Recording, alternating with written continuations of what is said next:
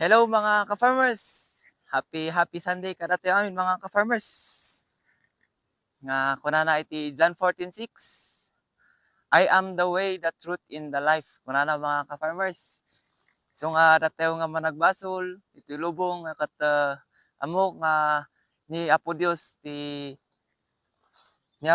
kasapulan tayo ti panagbiag tayo tapno mai-save tayo ti babaen iti naipapaguran tayo iti makikita tayo ti kinalublubong mga ka-farmers. Ngayon nga we are blessed. Lata mga ka-farmers ta oray no ada ti problema tayo man nga sangsangon tayo ti inaldaw nga kat no agkararag tayo lang nga ibaga tayo met nga Lord, thank you kadagitoy nga aldaw.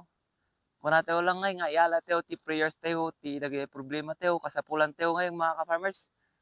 Ket amok nga sungbatan ni Apo Dios day mga ka-farmers.